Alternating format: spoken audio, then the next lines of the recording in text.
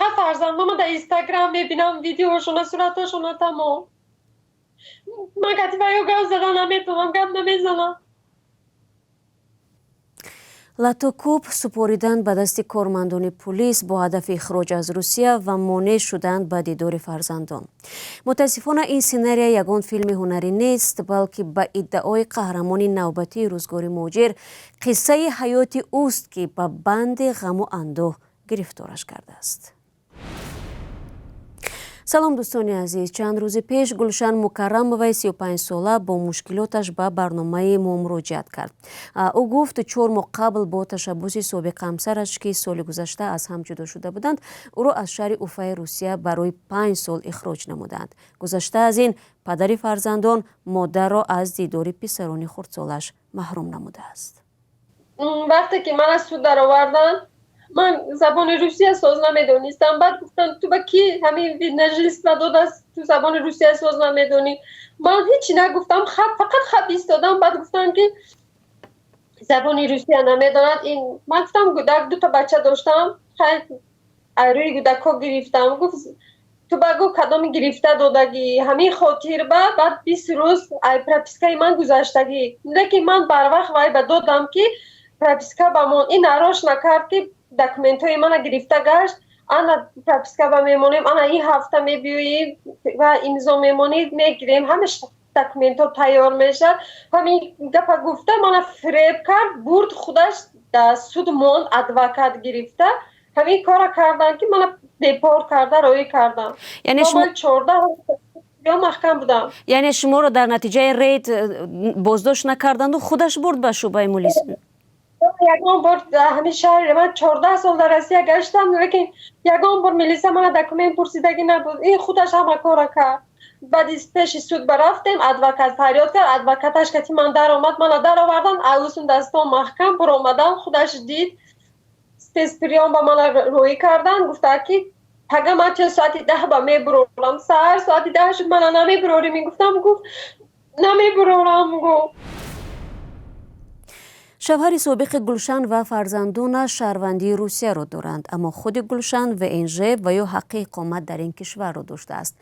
مصاحب ما اصرار می‌ورزد که بعد اخراج شوهر سابقش گهگاه به او زنگ میزد، اما بعداً همه گونه تماس را قطع نمود. من همون ماه 8 می اومدگیم تا حاضره من فقط به اوکا من همه کاغذهای من هست که من فقط دکتر به دکتر گشته. فرزندان تو چند سال هستن؟ فرزندی من پوزی کلانی بر پسرم 3 ساله گذشت، دیونگیش 2 ساله گذشت. لیکن پسری مایده کسالی و 6 ماه تولد شدگی، نیم کیلو تولد شدگی گودک کسالیه. من میخواهم فرزندم دبرم باشند، ای من دور نکنند، نمیخواهم. چه خیلی که خواهد همون خیلی فرزنداش بینده، لیکن کتی من مونه ولی ویا مایده یا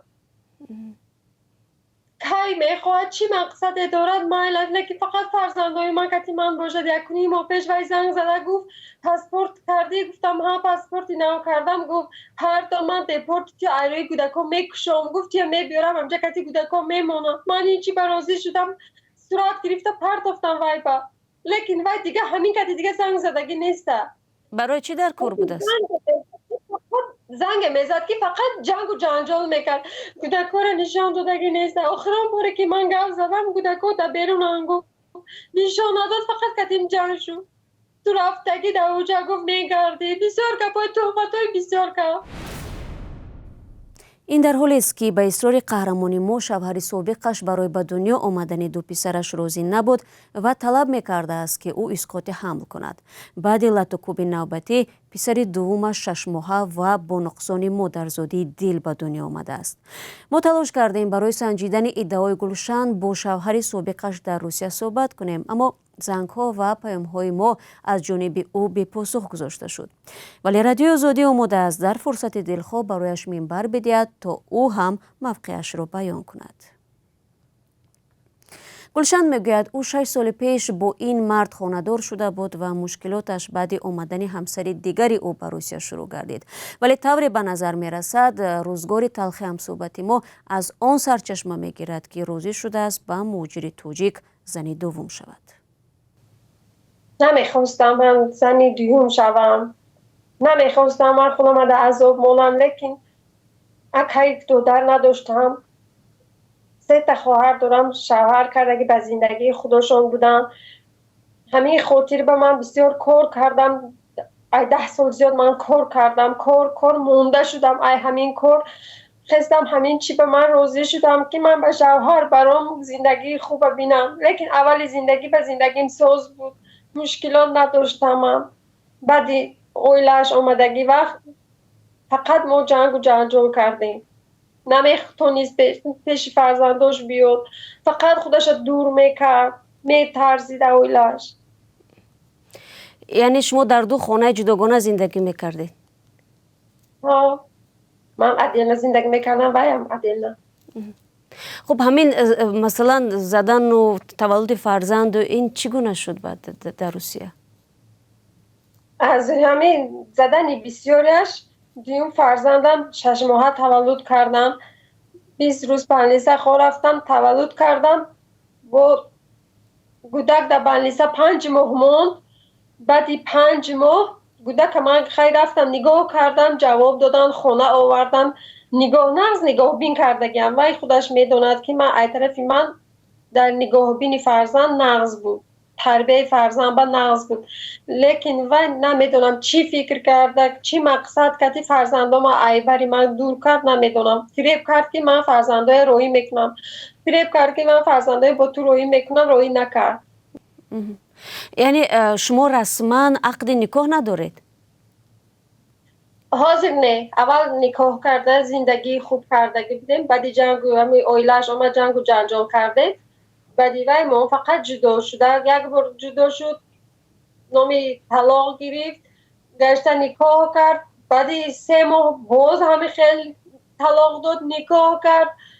بعدی وای گفت با یک بار دیگه میشد. گفت ما چند کس منم پرسیدم، وای خودش هم فهمید که دیگه نمیشود. با همین کتی ما جدا شدیم و دیگه زندگی نکرده. گلشن ببینید مثلا چرا دیدید که چنین رفتار بد دارد؟ مثلا همسر دارد، حسد نکنید همسرش رو پیش از شما گرفتگی است، اونم حق دارد به شوهر. با فرزنداتون دیدید که مناسبت خوب ندارد. چرا شما دیده و دانسته مثلا باز و راضی شدید که با او زندگی کنید؟ من به همه خاطر راضی شدم، مجبور شدم که من باید زندگی کنم. به همه خاطر 2 تا پسرم، به همه خاطری که فرزندای من و پدر و مادراشم شدن. لیکن ما در یک جا زندگی هم نمیکردیم. خونه ما عدل نبود، خونه ما عدل نبود. لیکن گودکاش آمده خبر میگرفت، نگاه بین، خورد و خوراک همش لباسه خیلی شرایط کمی نداشتیم. نغز نگاه میکرد، فقط که ما زندگی نمیکردیم. گلشن در اختیار رادیو آزادی عکس‌هایی را گذاشت که در رویش آثار ضربالت دیده می شود. به قول گلشن شوهرش در چنین حالت او را به بیمارستان برده است. وقتی که خواهرام من به زنگ میزدم من نشان نمیدادم خودم. سر رویم سیاه بود، نشان نمیدادم که سرم و یا زیغ میشن. من در راه دور گفته نشان نمیدادم. بعد بلنیسه برد، من عینک مونده بلنیسه برد. همه چی قدر همین کدام بلنیسه که بردگی باشد، همه کاغذای من، همه دختری کاغذام در همه کوارتری که من زندگی میکردم در همه خانه دستی هوای خودش بود. سوال به میان ناومد نپرسیدن دخترها که از کجا پیدا شدگی است این کبوتی؟ معمولا میپرسند. یا پرسیدن که مکا ملیسا جغ میزنیم. گفتم وقتی که ویا پرسیدن وای گفت که غلط دیدم. من غلط دیدم گفتم، کف غلط دیدم گفتم. همین خاطر با من نخواستم زندگی من ایران شود. من به همین گپی وای خواستم گفتم من غلط دیدم. حتی اون جایی که من زندگی میکردم اپوشم می آورد.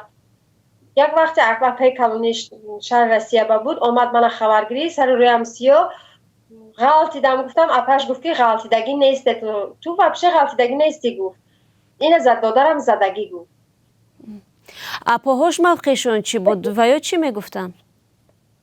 همه اولاداش همه خش تباراش خانی ما رفت آمد داشتن. حاضر همش یگانتش به من زنگ نمیزند، یگانتش من نمیپرسد. وقتی که من در اونجا بودم من خدمتگاری همش بودم، میدونن همه خش تباری وای میدوند که یگان وقتی که وای خش تباری وای آمدگیش کردی من باید به مهمانی گسیل کردگی نیست، همه وقت مهمان میکردم، حتی با همراهی من زندگی میکرد. بسیار جیاناش می آمدن می رفتن، حرمت عزتاشون نقض بود. وقتی که فرزندای من گرفت یگانتش من نمیپرسد. ای هموطنی عزیزتر از جان، ای یوسف امروزی کنعان، بیرون ز وطن چی حال داری؟ بیا و از روزگارت ما را آشنا کن. بینندگان عزیز، اگر شما دور از تاجیکستانید و از نازکی‌های مهاجرت آگاه هستید و می‌خواهید دیگران نیز بدانند، پس این برنامه برای شماست. روزگار مهاجر، مطابق شوی به محیط نو، قصه‌های انسانی و سبق‌های حیاتی.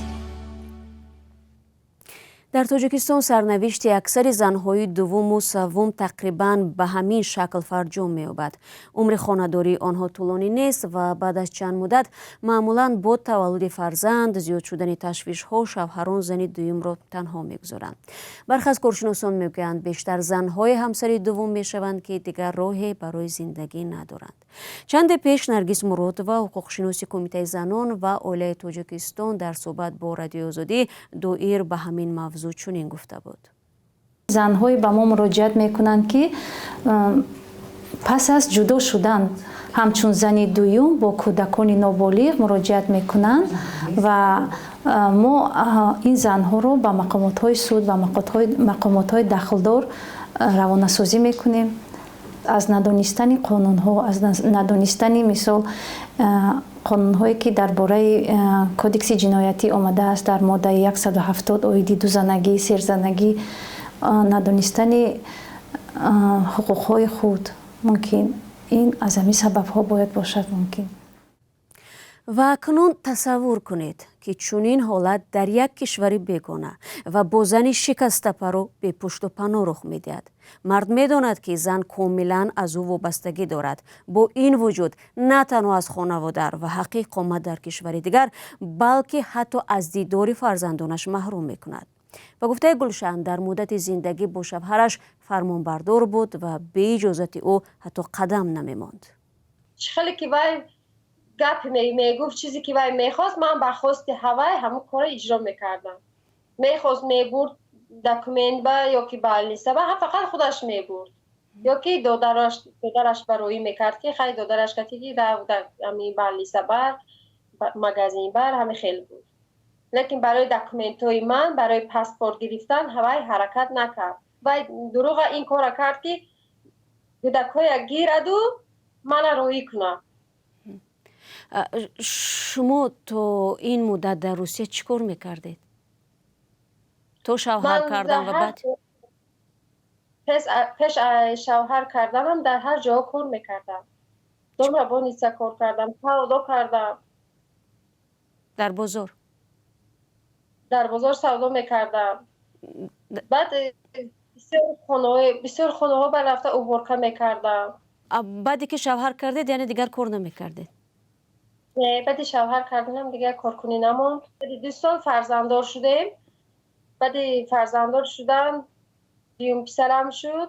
همین کتی من فقط در خانه بودم. قهرمان ما با علم میگوید شوهر سابقش از بیکسی او استفاده میبرد چون پدر و برادری ندارد که از او حمایت کنند. اما در عین زمان قانونهای دولتی نیز هستند که دستی دراز دارند و حق را به حقدار میرسانند. ما در رابطه با قضیه گلشن با سفارت تاجیکستان در روسیه تماس گرفتیم.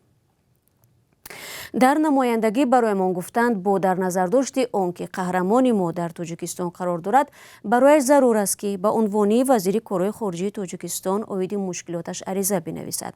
در اساس عریضه او کنسولگری در اوفا طرف دیگری بحث یعنی سابق شوهر قهرمان برنامه ما را برای صحبت دعوت نموده برای حل مشکلاتی به وجود آمده تلاش خواهند کرد. باید تاکید نمود که از این پیشتر گلشن مصاحب ما برای کمک به سفارت روسیه نیز مراجعت کرده است. برایش گفتند اگر رسما شکایت نماید احتمال دیپورت شوهر سابقش وجود دارد. بردم دکومنتی کپی کرده، بردم دکومنتی کودکما دید همش دید میگن کودکا گرجنی روسیه میتوانین که در شهر روسیه تو ادوکات گرفته در همونجا مراجعت کنید. شما من نگفتید گفتم من این چیزا شما نگفتید که شما دپورت شده هستید، شما نمیتوانید به روسیه وارد شدن؟ گفتم که همه خیلی گفت نباشم، گفت ای بیارد چیت، گفت فرزندات من گفتم یگان خشتبارت باشد، گفت خشتبارت با گوزن و یا از شهر روسیه ادوکات گیرن کودکات روی کنن، تو که رفته نمیتونی گفت و یا روی کنن. شما چنین امکانیت رو ندارید؟ من میخواهم بیارد فرزندام، من گفتم که بیارد، من کار میبرم کودکام صدیق میماند، فقط که فرزندام کتی من باشم. در سفارت گفتن که شوهرتی هم دپورت میکنن، اگر که جواب کنی دپورت میکنن و هم روی میکنن برای خطاگی که فرزنداش ای مادر جدا کردگیش با.